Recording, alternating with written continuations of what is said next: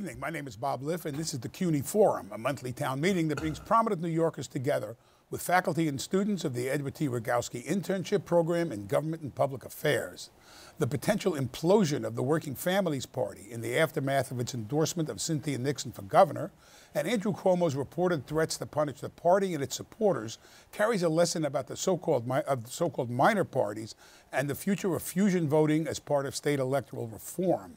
While 8 states allow some form of fusion voting, where candidates can add together votes from a variety of party lines, it's commonly practiced only in New York, where the minor party tail often wags the major party dog. No Republican, for example, has won statewide without conservative party votes since Al D'Amato for Senate in 1986 and Nelson Rockefeller for governor in 1970. I cannot think of a situation in which either the Working Families Party or even the Liberal Party before it provided the winning statewide margin for Democrats. Even today, the statewide Democratic registration edge is so large, it is hard to imagine a Democrat needing minor party help to win an election. But lots of things that are hard to imagine have been happening in politics these days. The Working Families Party, an always fragile marriage of convenience between progressive unions and left-leaning activist groups, was designed to pull the Democratic Party to the left.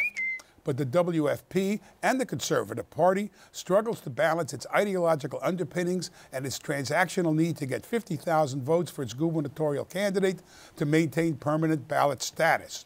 This was especially true in 2014 when Mayor de Blasio had to bail out Cuomo to keep the WFP line, which their intensifying feud indicates may be something the mayor regrets. Now that marriage is headed for divorce court, or at least a trial separation, as pro-Cuomo unions pull out support and are in talks to create a new union-based party to join other parties, such as the Independence Party and the Women's Equality Party Cuomo created in 2014.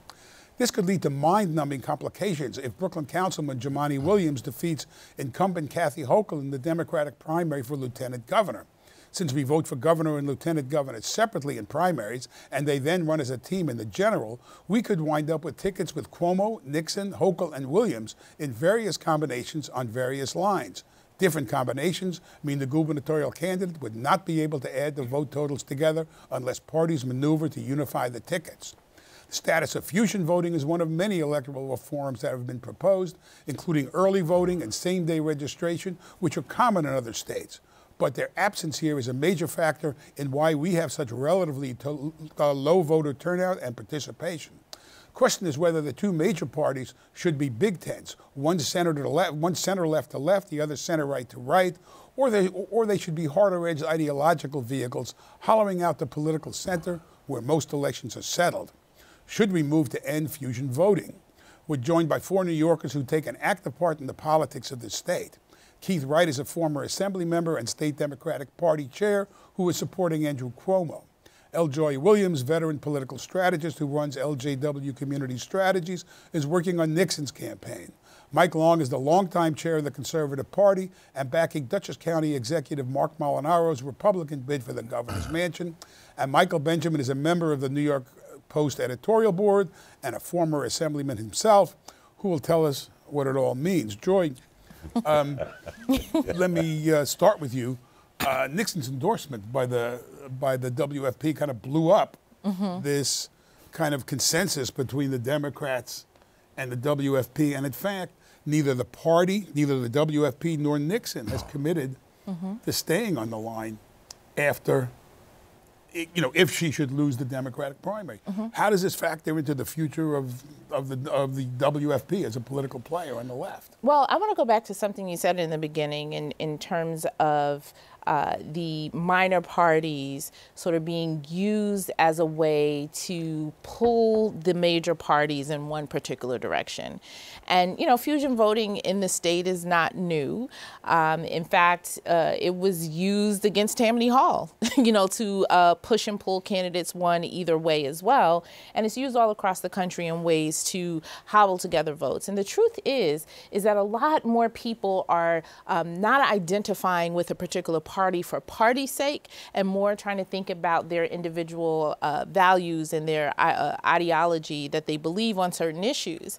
And with the decline of people being, you know, pro-party and just more pro-progressive or pro-conservative, people want to see options, right? People are disillusioned. Part of the reason why we have great apathy in the state, we not only have, you know, draconian voting laws in the state, but then also there's this larger conversation on should there only be two parties that represent everyone's political ideology.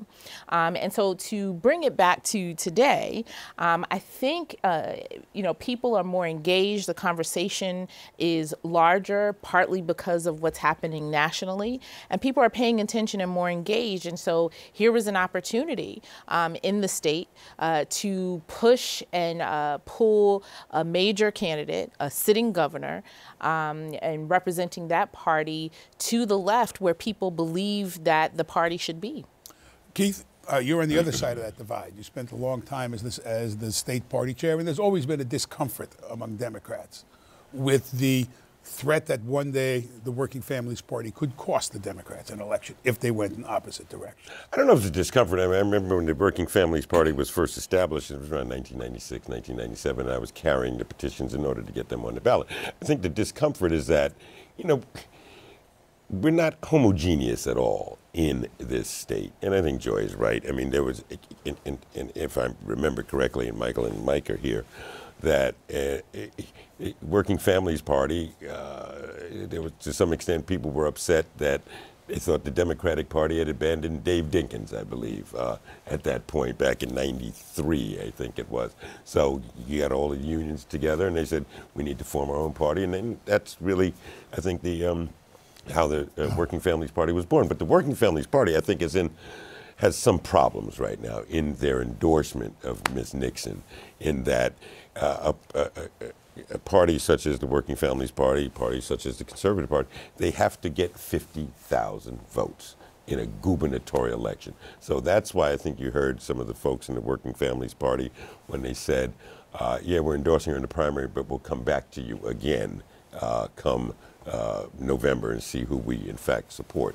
Now, whether they support Governor Cuomo or not, I mean, but they have to get those 50,000 votes in order to survive. There's nothing necessarily wrong with these parties. I remember the Liberal Party, I mean, has evolved into a much different party than how they started. But they said it was neither liberal nor a party. No, but I mean, I'm talking about the Liberal Party now when it was, what's the guy's name, Rose, I guess? Alex Rose, yeah, way back when. And it became in the time of Giuliani, it became a totally different party. So parties do evolve, but make no mistake, parties are here for their survival as well. Mike, the Democrats are going through a civil war, whether it's the Clinton, Bernie Sanders war being played out on a local level. The Conservative Party grew up in the early 60s when you had people like Nelson Rockefeller, Jacob Javits, extremely liberal Republicans, and you were there to try to pull them back towards being more Republican, if you will. I would disagree with the chairman somewhat on how the Working Family Party came about. You have to understand how the Working Family came about when the Liberal Party gave up their principles and moved. If you remember, they endorsed Rudy Giuliani, and a group of legislators, Democrats, union people, decided to form a new party because they lost control or they lost a say in the Liberal Party concept. So the Liberals, the Working Family came into existence. Ultimately, the Liberal Party went out of existence because of surrendering their point of view and philosophy. And because I submit Andrew Cuomo was on the ballot and couldn't get 50,000 votes. Isn't that correct? Well, he actually sold them out. Right. Okay. Because but the Working Family. Look, I don't agree with one thing the Working Family Party stands for. Okay, we know that. But if anything, I commend them because they stood up for their principles this year. They decided that they wanted to move the agenda. And Joy said that. She wanted to move the agenda and try to move the Democratic Party. And certainly Cynthia Nixon has moved the governor of this state. He's moving so far, he doesn't even know where he is anymore, okay? Michael, what's it all mean? You were in the legislature. I mean, you followed it in many different ways. I also had, when I ran for city council in 2001, I had a Working Families Party designation. I lost the Democratic primary. I wasn't actively running for council as a Working Families Party candidate because I didn't want, I couldn't win. I knew I couldn't win. And when I ran for the Assembly, I also had the Working Families designation as well as the Conservative Party designation. So I was a fusion candidate for the... You had Conservative and Working Say that Family again? and Republican. How the hell did you... Look, I love Michael, but I had nothing to do with that. If I have the power, it's the Bronx is right. If I had the power, I don't cross-endorse anyone who has a Working Family Party endorsement. Working Families and Conservative. But anyway, but the point is, the parties need to be stronger. I think voters want to have choice. And I think where Working Families, other parties may have gone astray is when they start the cross endorsements. Editorially, the Post is opposed to cross endorsements. Opposed to the current form of fusion voting. Yes, the current form. Voters need choice. And the Democratic Party needs to be freed of some of its more extreme leftist baggage. And the Working Families, for me, was that vehicle for that. Instead, the Working Families Party began to, in my view, unfairly influence the Democratic Party, involving itself in Democratic primaries with candidates that they were supporting. To me, parties should not do that. It was the tail wagging the dog. Yes, exactly. And they shouldn't have interfered with Democratic Party primaries. They should have their own party, have their own primary, endorse whoever they want, but not get involved in other parties and selecting candidates. That to me was wrong and shouldn't occur. But back to what you said to me, the reason the Conservative Party was formed, I said the reason why the Working Family Party was formed, was exactly what you said. The Republican Party was now being Rockefeller, Lindsay, Javits, Lefkowitz, was being controlled by the Liberal Party. The Liberal Party was picking winners and losers, both on the Democratic side and on the Republican side. So therefore, it gave birth to the Conservative Party. Many people in New York State never thought there'd be such a thing as a Conservative Party in New York State. But the ground rules, which the Liberal Party played in, gave us the opportunity to get on the ballot, have our first candidate. The first time we ran a candidate, we got 135,000 votes statewide. That established us as a party. And we've maintained our independence off and on, sometimes endorsing Republicans, sometimes not, sometimes running our own candidate. And I go back to the Working Family. I think they're on the right. I got news for you. If, in fact, Cynthia loses the Democratic primary, which probably the odds are she may, but if she loses it and they walk away from her and she walks away, they're going to hurt their established believers that believe in the Working Family Party. One second, I don't mean to pick on you, but of course you pick on me. You know, you've had to make your transactional piece with, on issues like choice with Pataki. No. How do you? Are you saying your transactional need doesn't factor into it at all? No, I first of all, look, I'm pro-life. There's no question about it. I don't compromise my personal point of view. I go back to Governor Pataki. I can't help when people move in a certain direction. When we endorsed him for governor, he had an absolute 100% voting record on pro-life issues as an assemblyman, as a state senator. It was right before the election when the consultants got a hold of him, whispered in his ear, and he fell for it, and he then declared himself pro-choice, okay? So he was pro-life. Before we endorsed him, he was pro-life. Now, have I endorsed pro-choice candidates? Has the party endorsed pro-choice? Yes, we have, okay? We don't endorse, and I guess we're cutting the line. We don't endorse pro-abortion candidates, okay? So we try to separate, but naturally, if all things equal, if two candidates are running for office, both of them, everything is equal in articulate, good-looking, finances. One's for abortion, one's against. We go with the right to life candidate. So I also want to bring up this conversation because Michael brought up something, and particularly in terms of voters wanting choice. And in a city, just even thinking about the city of New York, where Democrats outnumber Republicans 6 to 1, 6 to 1, right? Yep. That the election really is the primary, right? Because that's where you really have a say in terms of having additional candidates, because by the time you get to the general election, you're making a decision based upon, you know, Republicans and Democrats, but Democrats outweigh in the city. And so really the real contest is in the primary election. And this which is the case for Republicans in areas upstate. Exactly, yes. Right? And so this is where voters feel they have a lack of choice, right? Is that the decision has already been, you know, made. And even if you make a decision to register with another party, because maybe the Conservative Party is more, you know, likened to your values, or WFP is more likened to your values, you're then essentially cut out of the larger process that then decides who is the actual candidate moving forward. But I want to pick up on something Mike said in terms of the New York Post position against fusion voting. Why shouldn't each candidate nominate a candidate on their own and let the voters choose among them without this option to add the vote totals together? I think that's the point you're making, isn't that right? Yes, that's the point that the Post makes. But I wanted to also add, too, is that in various communities, the third parties have made a difference.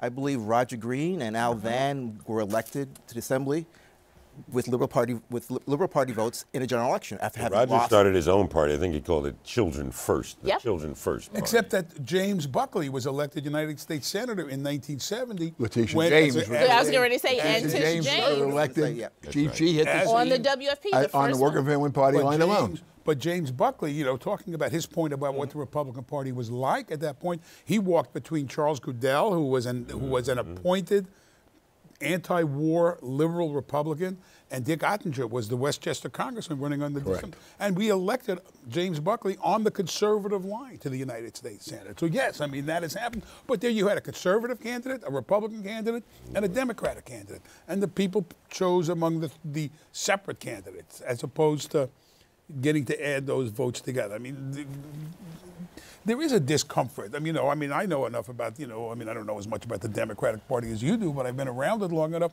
that for people for whom the party is the vehicle by which you want to win your political arguments and, get whatever social change you want, that there is this threat of the Working Families Party pulling away. Even though the first time the Working Families Party came into play is when Letitia James, in a special election after James Davis was murdered in City Hall, and there was a special election in Brooklyn, and the Democrats put up his brother, who was a disastrous candidate, and she, to some degree, saved the Democratic Party.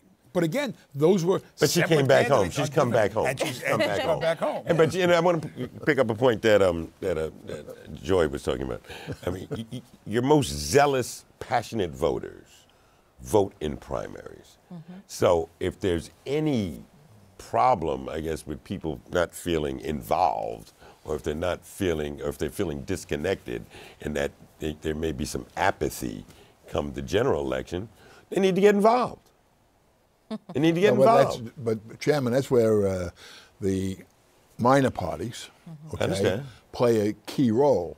When in fact a Democrat decides to run for Assembly or State Senate, and there's a primary, and one of them have the endorsement of the Working Family Party, that gives that candidate an edge and sends a signal. When somebody wants to run for State Senate or Assembly or Congress on the Republican line, and there's a primary for that, when the candidate that has a conservative line traditionally wins all the time, because it sends a signal to the rank and file that that's the conservative candidate. It's the good housekeeping seal, as it would be with the Working Family Party. That's the good housekeeping seal for that Democrat. Right, I agree. So it's very helpful to the major parties. That's why I would disagree with the Post. I think it was very helpful to the major parties. Look, and I think the minor parties sometimes overplay their hands, and that without a doubt. I think the Democratic Party overplays their hands lots of times too, and so does the Republican Party. I do want to take note that the conservative chairman disagrees with the New York Post. I think it's worthy of note. That's illuminating. Only on that issue. The point I also want to make too is that I think it's incumbent on all parties to be vigorous in the districts, in the local communities, in organizing voters. So that you don't have a ton of Democrats who may be disaffected and therefore don't vote in primaries or in elections, where you can, allegedly, the idea was to be vigorous, as the Conservative Party has been on their issues, and attract voters. the Working Families Party needs to do something similar, so that you're not sort of stuck with having to decide between a Cynthia Nixon and your principles and an Andrew Cuomo and retaining your ballot status.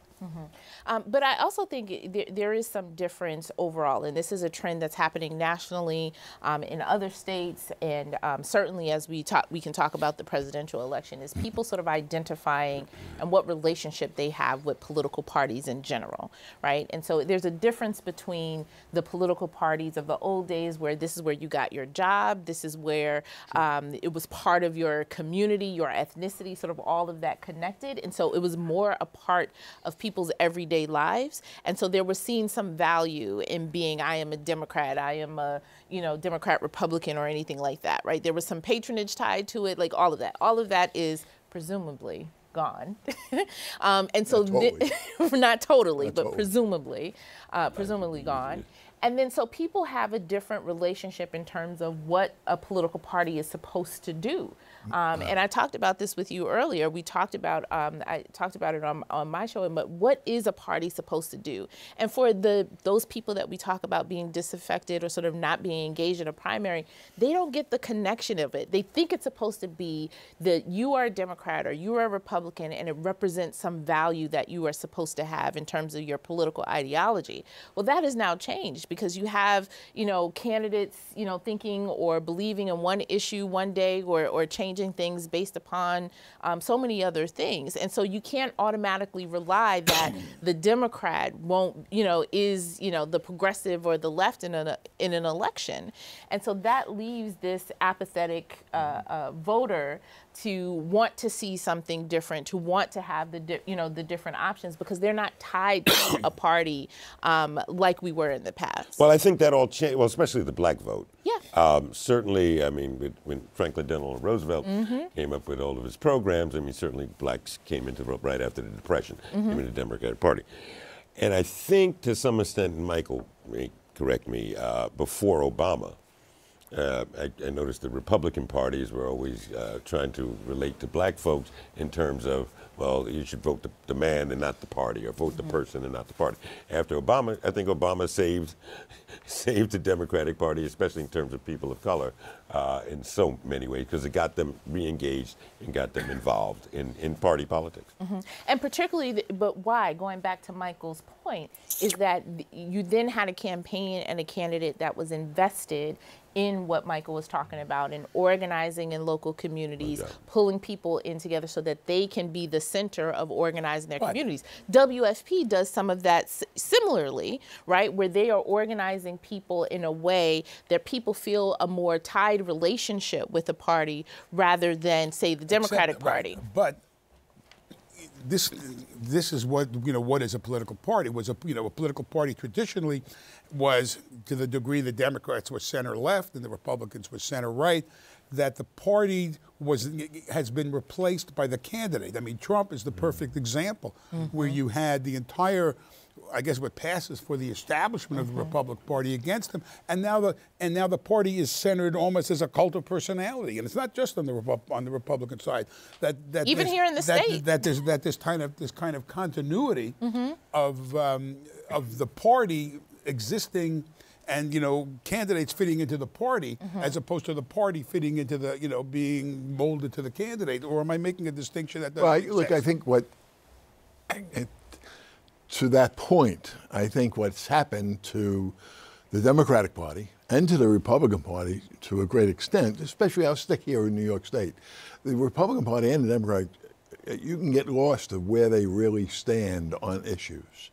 You can't get lost when you get on the website and look for the Conservative Party and read their platform. You can't get lost when you get on the website and look at the Working Family Party. You won't find that in the Democratic Party.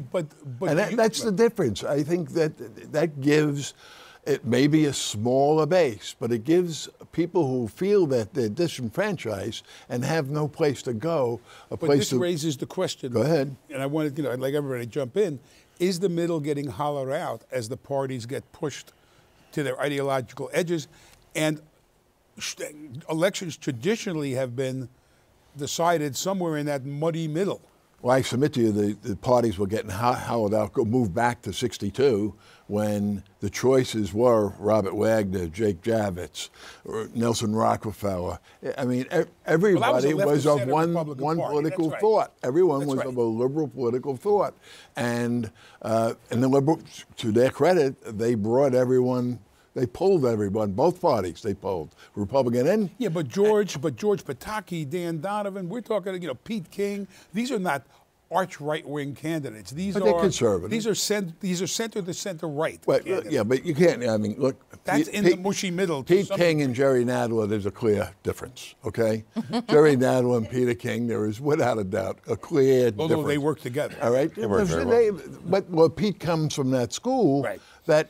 He has a strong point of view that he won't vacillate on many issues, but he'll reach across the line. I worked with Charlie Rangel, and he and Pete King worked on many issues. And I think that's the difference, right? And you mentioned about people, sort of things getting decided in the middle. Things get decided, and you may govern in the middle, but people are very clear about what they believe on particular issues. And I think that's the point here. It's like going to say, like, I clearly believe this. I clearly am, against abortion, or I'm clearly, having choice. All of that, like, people are clear in terms of that piece. And so people, yes, know what their beliefs are, know what their ideology is, know what they want a candidate to embody in terms of those values, and then they want people to govern in the middle. But doesn't that damage? But that's governing? different. Doesn't that governing in the middle? No. Doesn't the parties pulling to the extremes damage the ability to govern in the middle? No. I mean, look what's going on in Washington. But that's different because then there's a difference between governing in the middle because you have mutual respect and you want to do the things that you want to get things done versus I'm just in an ongoing fight with you, right? So those of them that were you guys served in the respective legislators, right? Yes, you guys were different have different ideology, but you knew at the end of the day we're going to come to the table and we're going to govern and we're going to make decisions here. The difference talking about it on a national stage is that I don't want you to win at all costs. Right? That's a different conversation versus being able to govern as a legislator and bring your ideas to the table and come out with something that we can at least shake hands on at the end of the day. Well, I don't get the feeling that Trump is governing from the middle. He's governing from a very, very conservative standpoint. Amen. He's not governing. He's not governing from the Republican Party. He's governing from the Conservative Party. Yeah. So that's, and thus people are awakening. But thank God. But I don't believe the history of the Conservative Party, or maybe even the Working Families Party. I won't speak for them. While I try to pull Republicans or Democrats, whoever we endorse, to the right, I don't think we're single-minded. Otherwise, we wouldn't have endorsed a whole host of candidates. I take the Ronald Reagan point of view. If I can get 60% of the loaf of bread, I think that's the right way to move. If I can win the issue, if I can move the ball, that's what. If I can change the ship around in a certain direction a little bit, I'd like to have it maybe over here, but I understand I can't have it that way all the time. Would the Conservative Party survive if they had to run their own candidate and fusion voting did not exist? Sure. The question would the Republican Party survive if we decide to run all our own candidates from top to bottom? There'd be a lot of dangerous years. And back in 1990, we almost put the Republican Party out of business. Okay, and it was quite scary. What happened was Why? Well, they put up a bad candidate. In 1990. Pierre Renfrey. Just so everybody knows, in 1990, and we ran Dr. Herb Cuomo. Mario Cuomo was running for re-election. The Republicans couldn't find a candidate. They found a very strange man, frankly, named Pierre Renfrey from, I think, Rhode Island or something, who had a lot of money and was going to pay his own campaign, so they gave him the nomination. The Conservatives stuck with Herb London, who was a professor. Who had no money. And London almost beat him, almost came in second, which would have made the Conservative Party the second line as opposed to the Republican Party. Correct. Just for a history lesson. Would these parties survive if they had to run their own candidates and couldn't combine votes? I believe they would then be forced to actually go out and build their party. build constituency, and do the things you have to build your party in order. There's nothing sacrosanct about two parties. Right, exactly. Yeah. And we shouldn't have this bipolarness when it comes to politics in America. And one thing I was thinking about recently, just now, was that the Democratic Party at one time had one wing that was segregationist and another wing that was more pro-civil rights. But they managed to work together and to govern. And then, as time changed, too big a tent, but yes. Yeah, but as time changed, but after the civil rights legislation it was passed, very clear. The Dixiecrats left. And that was important for that to happen. Right. The trouble was the Republicans took them in. Right. That's right. They should not have taken them in. They could have created their own Dixiecrat party and have their particular views. But the Republicans, in a sense, back then wanted to survive. They had their Southern strategy to get the Southern Democrats to join them, and they've been part of that coalition. White Southern Democrats. Yes, the white Southern Democrats to join them and to stay with. And they've been a major part of that coalition for a long time. And I think some of their descendants are the ones who I think are in the president's camp. And I think it's also important to note, as you mentioned, like, we don't have to maintain this two parties to rule them all that we have. Like, we don't have to do that. Countries all across the world, you know, have more more parties and more conversations. It is just our politics as to why they have been shrunk to this. And in fact, we actually have, if you look at from a national standpoint, there are more parties. Yes. It's, you know, it's just that we continue the conversation that there are only two, right? It's always a quiz I give people in a civics class on how many political parties, and they say two usually, and they usually fail. And I say it's probably about 37, like the 38 across. Well, there's across about the 7 states. or 8 official parties in New York State.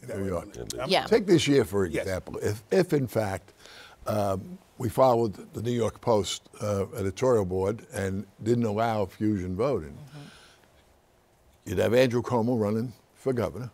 You may have Cynthia Nixon running on the Working Family Party. There's a possibility you could have Senator John D. Francisco running on the conservative line and Marcus Molinaro running on the Republican line. Who wins that race? And where does the money go? And where does the energy go in those races? Wouldn't be a guarantee for Andrew Cuomo. I know what the numbers are. Arguably, it would bring more people involved behind each candidate. If people think that their candidate has a chance, that makes more. I think that's our job to generate enthusiasm, grassroots support, as it is for the Democratic Party and Republican Party too.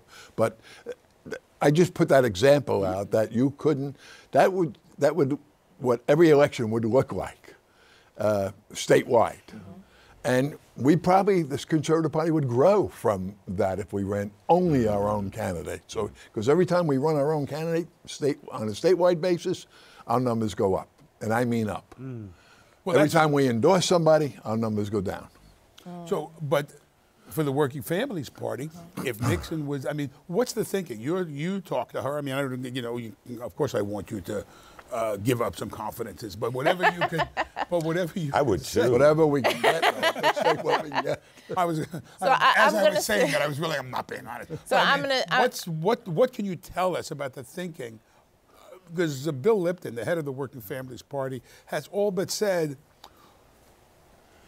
we don't want to screw this up going into November if she doesn't win the Democratic primary. He hasn't said that explicitly, but by all the implications are that they want to move towards the governor, assuming the governor would accept. That's one man. That's one man. I've spoken to some of the Working Family Party.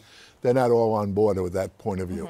And I'm going to stick on that hypothetical here. Right, but they weren't all on board in 2014 either. So go ahead. The hypothetical here we're talking about in terms of having multiple parties and sort of putting up the candidate. Skillfully done, ma'am. And to Michael's point, in terms of then it's the responsibility of the parties to actually go out, grow their parties, and engage. And just think about the political moment that we're in. We're in a moment where you have Trump in the White House, and you have all people across the country, and particularly in this state, energized that they can't do anything about that, but they do have an opportunity in an election to do something about having a candidate that champions their issues here in the state of New York. So you have all of this, all of that energy. You can continue that messaging, grow the party, and then have greater turnout and engagement in an election, right? And so that changes the conversation, because then people, yes, have to go out and do the work, but then the atmosphere, the political atmosphere is ripe for that kind of work to happen right now. But what happened in 2014 with the governor with the mayor bailing out the governor to get the endorsement, you've had to make transactional decisions that when your candidate loses a Republican primary, you've very often, I believe, I can't give you chapter and verse, switched your endorsement. That has happened on occasion. There's no question about it. Which is a transactional. But let's go back to survival. Let's go back. I said it before. It's a matter of survival for the political party. Let's go back to the last governor's race. It was very convenient for Andrew Cuomo to do everything he could to get the Working Family Party endorsement. He did everything. He did flip-flops. He did everything to get that endorsement. This time he lost it because the party, from my point of view, the party stuck to their principles more so, or the people within the party that were more ideological, pure, made the decision to go with Cynthia Nixon, okay? Now, all of a sudden, we have a governor that's punishing everybody, threatening everybody, making sure that I'm going to put you out of business, drop my phone number, don't call me, I'm not answering the phone. That's not good politics either. You know what? The governor should have been a bigger guy and said, you know what? They're entitled to run who they want to run. I'm the governor of this state. I'm going to run this campaign, and I'm going to win on the Democratic line. Lots of luck to the Working Family Party. And let the governor. I don't know if your facts are completely correct. They're pretty damn close. I don't know. I don't know if your facts are pretty close. I don't know. I wasn't there, and you weren't there either. I mean, certainly, I think the feud between the mayor and the governor probably has a lot to do with the Working Families Party endorsement. And what Andrew does after he wins in the primary remains to be seen. Yeah, politics is taken personally, but also politics is very transactional. And I'll go back again. Working Families Party is looking to, once Andrew wins, they'll want Andrew back on the ballot as a matter of survival to get those 50,000 votes. But they get 50,000 votes for sure if Cynthia stays on the. If she stays on, they'll do more than 50,000 votes. Okay. Well, then and I hope they do abandon Cynthia and go with Andrew, because then I don't have to worry about losing Line C or something. Line C. To what degree is this battle within the Working Families Party a reflection of the Clinton, Sanders, establishment, insurgent? Even though it's taking part in the Working Families Party, to what degree is it a reflection of what's been going on in the Democratic Party, which argues that maybe the Working Families Party is an adjunct of the Democratic Party? Well, I'm actually happy that I feel as if the Clinton-Bernie thing should be winding down pretty soon, particularly as people are getting involved, like in this instance in Cuomo, versus Cynthia Nixon. That becomes sort of an old story in that aspect.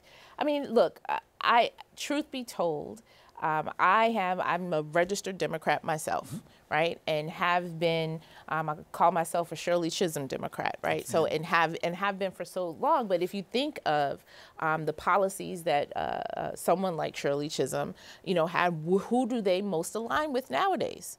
Right? Is it the Democratic Party or is it the WFP? Right? And so if people are thinking about their political ideology and the values that they hold, I believe wholeheartedly, and I have permanent interest, right? And I have representatives and parties that if they change and move over time, I have to change and move based upon that as well. And I think more and more people are coming to that also. And that's the reason why nationally you see a problem with people sort of wanting to identify with parties, and particularly in this state and why you see this apathetic, you see our turnout going down, right, is because people don't feel that they have a home. Well, but how much of that, go ahead, I want to come back to that, but go ahead. I was going to say, don't get confused. Bernie Sanders was not a Democrat.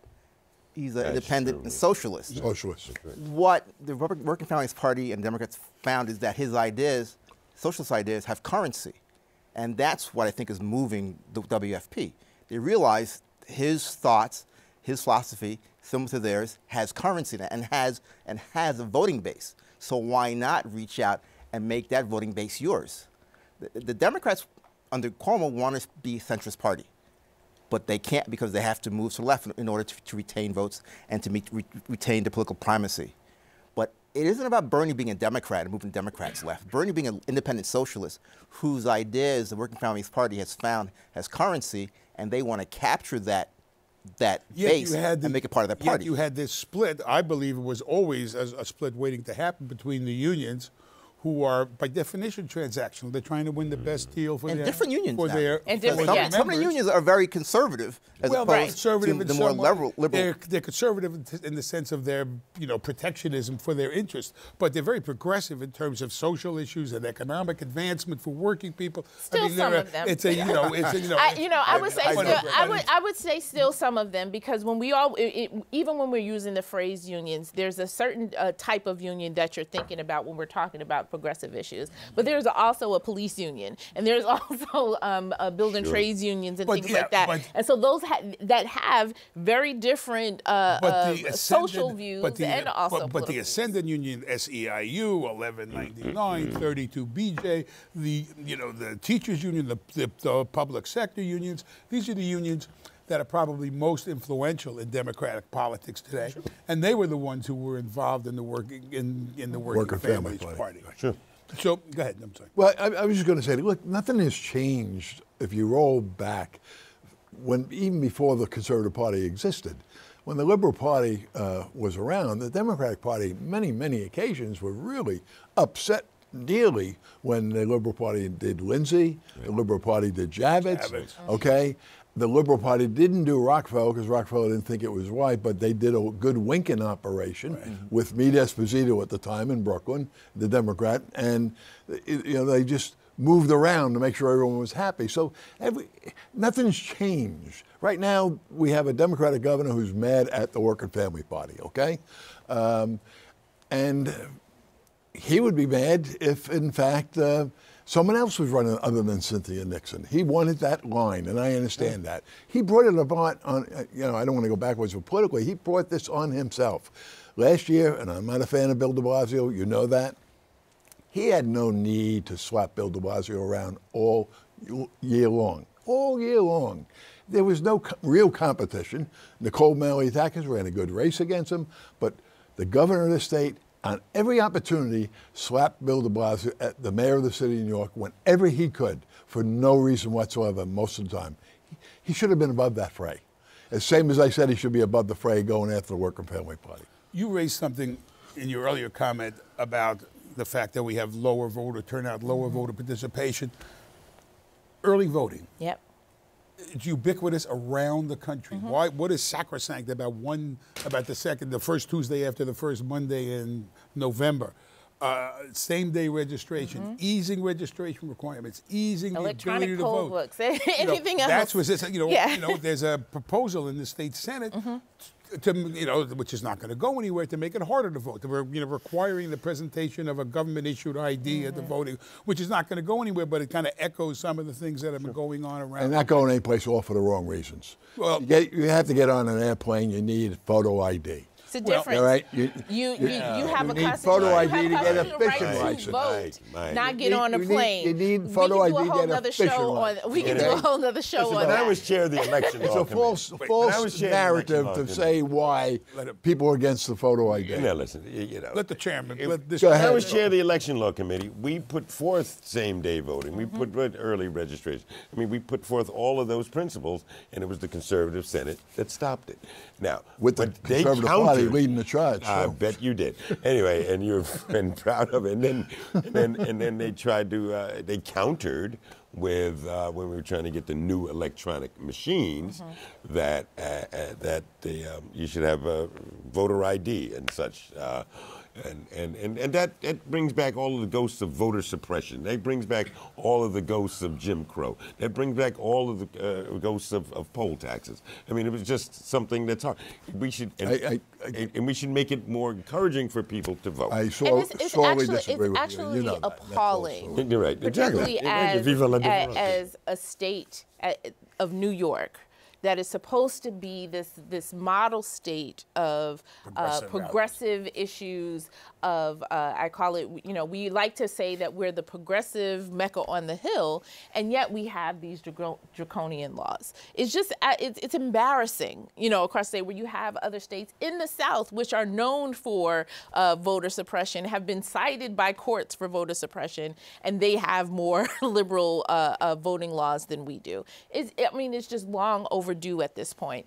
And it's one of those particular instances where, as Keith was saying, you know, you not only have the Republicans or conservatives sort of against that and against having easier access to the voting booth, but then you also have people sort of playing politics and Democrats playing politics with it as well. And it's just like, just over. Well, I mean, it takes, you know, at the same time, you have the same kind of politics played, obviously, on redistricting. I mean, we're a state with, what, 19 million people, and you could take those 19 million people and divide them up in such a way that you have a, you know, 105 or 106 out of 150 assembly members are Democrats, and you can split the state Senate right down the middle because of how you draw those lines. You know, so we have, and in Albany, the Assembly draws its lines and the Senate draws its lines. It's not as if you have something independent, but this is all part of a larger reform agenda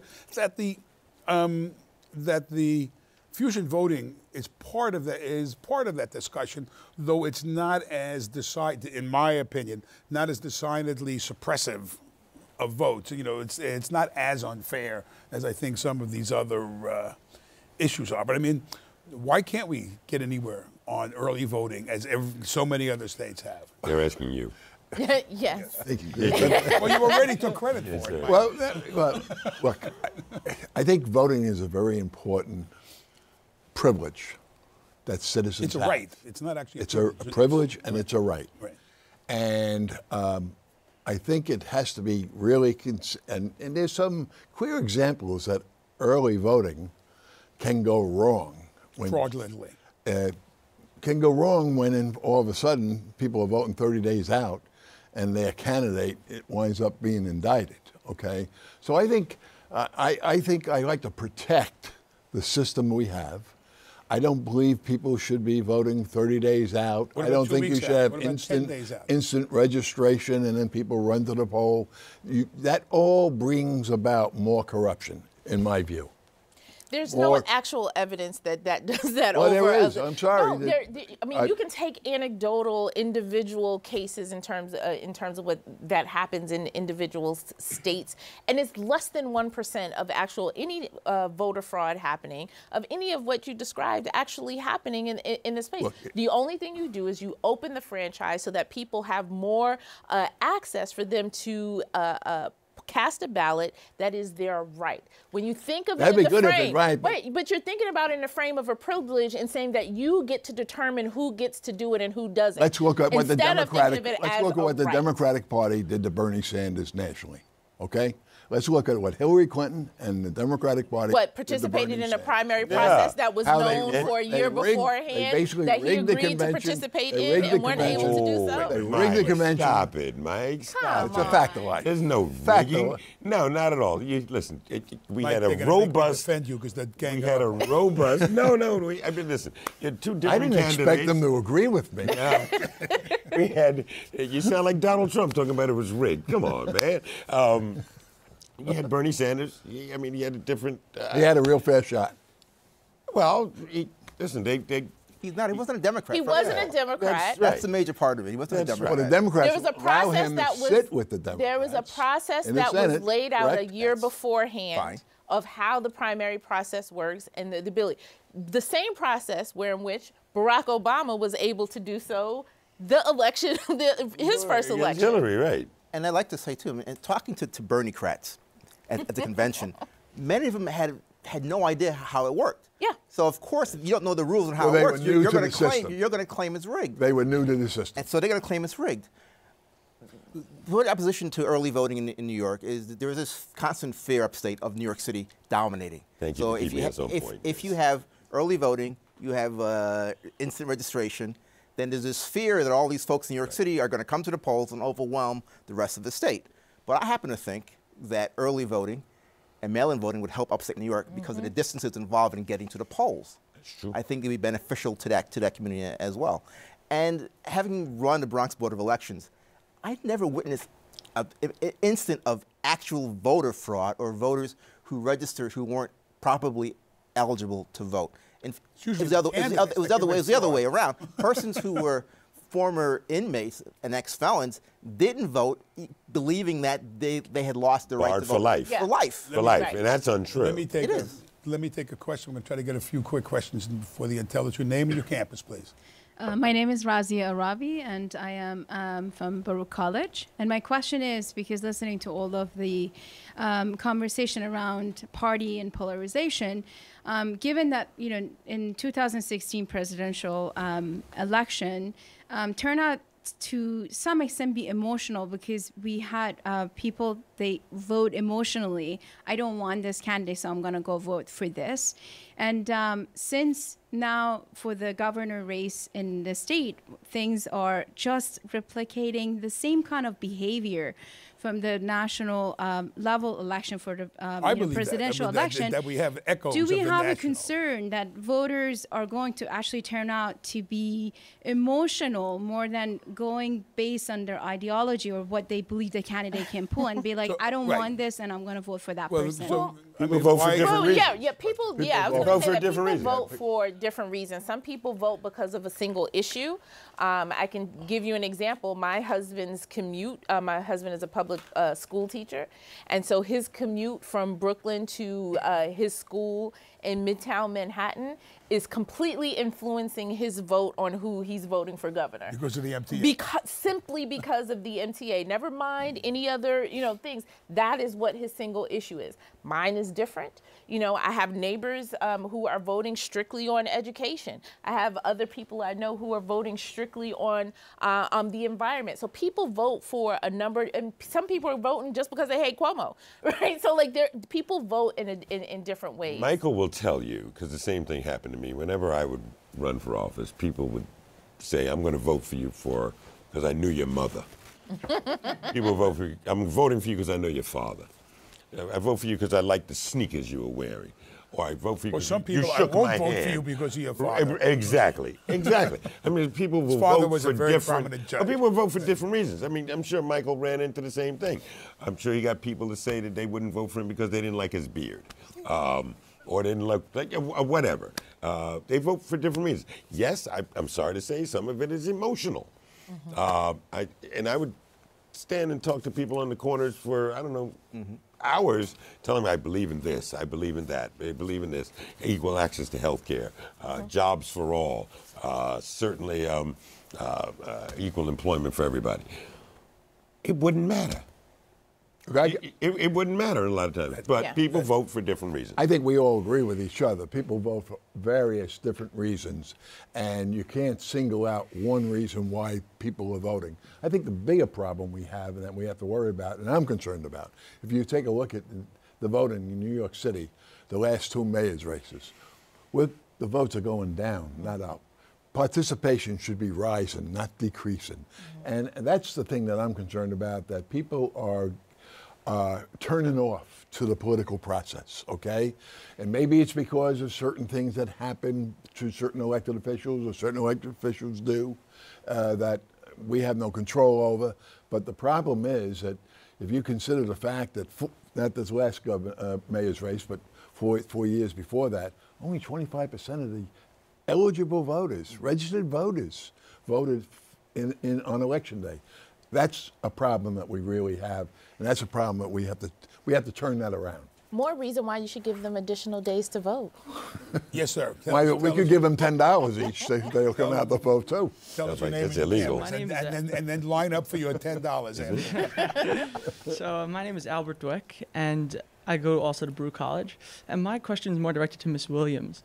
I know before, sort of closer to the middle of the discussion, you said that in governance, it's better to really rule from the middle of the aisle, to go back and forth in the middle.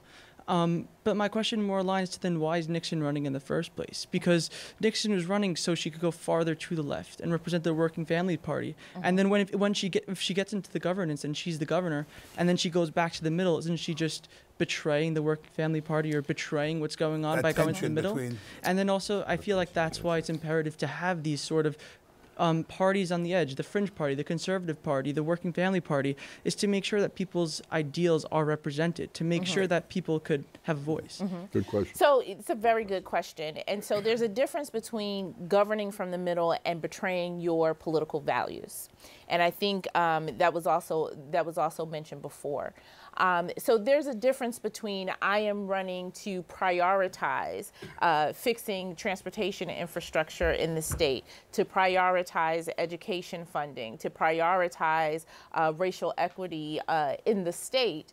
And those are my political values. And so I'm going to govern with those priorities in mind, and then going and compromising on those very values that people elected you for. There's a difference between that. So then when you come to the table for legislation, right, and you're discussing the issues in specific, you know that my political value is prioritizing the transportation infrastructure in this state. And therefore, I'm not going to compromise on maybe contracts or this particular part of the legislation because this is my priority. So there's a difference between... But yet you might compromise on other things because you need to come to a deal, right? But also, you only have to move to the middle if you have an opposition party you have to deal with. Yeah. That's right. I mean, Governor Cuomo and others have had to deal, Pataki had to deal with the Democrats in the Assembly.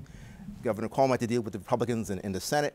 And that's where you have to move to the middle in order to accomplish your goals. To find the common ground. The big fear for some people, Mr. Long included, is that if you have a Cynthia Nixon, you have a Democratic Senate Assembly. And a Democratic Assembly, they'll be governing from the left. And not from the center, because they don't have to negotiate with the Republicans. Let me try to get another question in. Yes, please. Hi, my name's Nicole, and I'm from John Jay College. And my question is for Mike Long. So you expressed the fact that low voter turnout is a problem, and so you've made it clear that you're not supportive of early voting. So then, what suggestions do you have? Well, I don't think early voting will solve the problem. I don't think that will raise the boat, will rise the tide, because if we have to offer up that we can start voting in August and September and November, you're not going to change that desire. I think what we have to do is, I think government has to work better. Your husband is a clear example. He goes to work every day into Manhattan. He's frustrated, he's aggravated because the trains aren't working properly. Government has a real responsibility to spend the money correctly, to deliver the services that were intended to be delivered, and that's where voters get turned off, I believe. They get turned off because, sadly, we just saw an attorney general go like hit bottom with a rock, falling like a rock within 3 hours from a story. How many people, citizens, do you think get turned off when they see what happens, a person in high office? So look, I think he needs help. He needs to be rehabilitated. There's no question about that. But the problem we have is voters themselves say, I give up. They're all the same. They're all crooks. They're all in it for themselves. And I think elected officials have to prove that they're not in it for themselves. Michael, we have 20 seconds. You're going to tell us what it all means in 20 seconds. Again, it comes down to the parties being active and organizing in the community, and candidates selling themselves, not so much always their party positions. I think that's important if that happens.